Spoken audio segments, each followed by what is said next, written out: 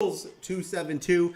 I want to kind of go over what I'm doing here. So anytime that I do a coin, the first thing I want to do is I'm looking for our price action trend, and I want to make sure that our price action trend is going from red to green, where we would buy in, is working on the hours and correctly, right? And the reason why I'm always talking about the green one is because when it gets to the 1 hour, it's a stronger move, which means less likely to fail, right? And this is all about percentages.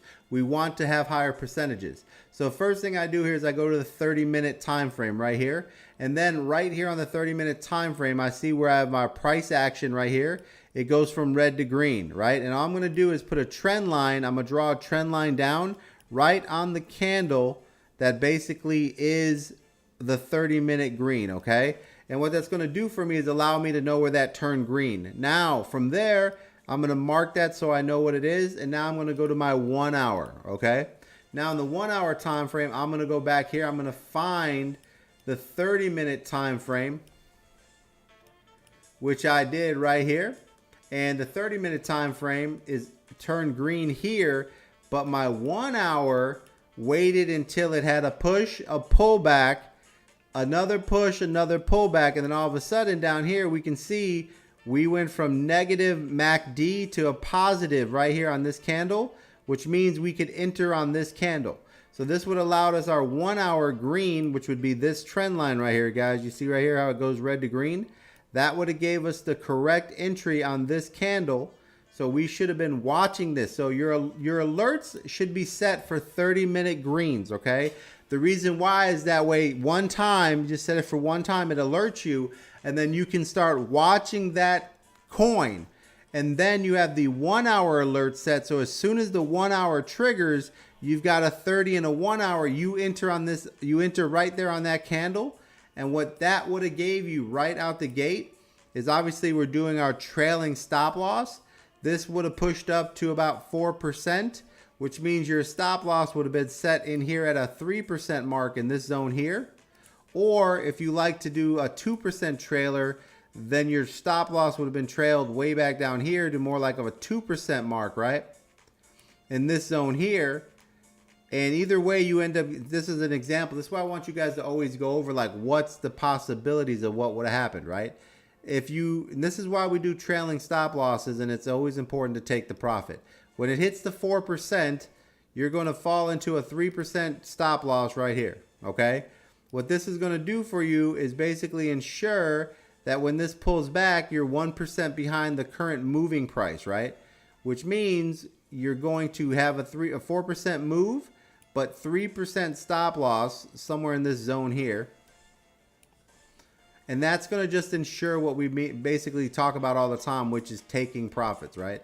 We just want to make sure that we're taking profits here. And that's really what's happening, is that we're able to make money on this. Let's see. What is this stuck on that? I can't grow this. There we go.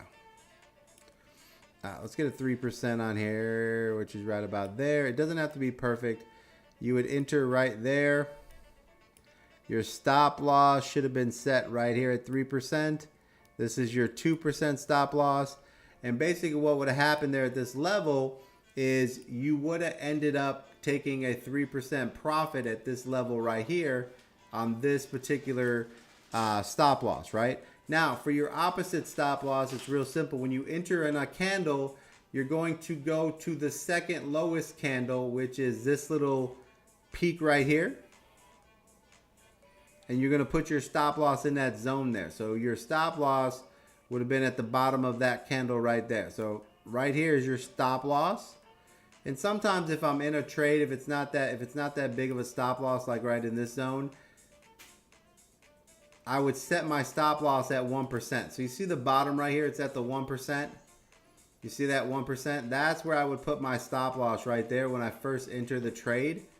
When I get in there, that's the easiest way to do it. Or at the bottom of the second candle, which is right here, or the bottom of the previous consolidation candles, which would be right here. But any of those three different things. So me personally, stop loss right there, that's not giving me a lot of room. I would probably go to these candles here, because once you're in a trade, you already paid to get in a trade. You don't want to get wicked out of a trade.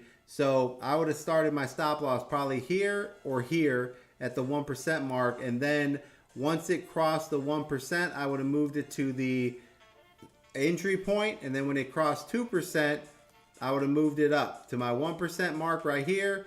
And then when it went to 4%, I moved to my 3 and etc. And what you do is that's a moving stop loss.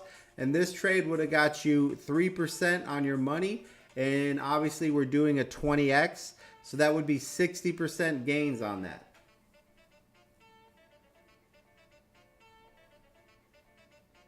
All right, Schnoodles. That's for my boy Schnoodles, man. All right, put that in your library of how we're doing trades. I'm going to post this in the Discord. Shout out to Schnoodles.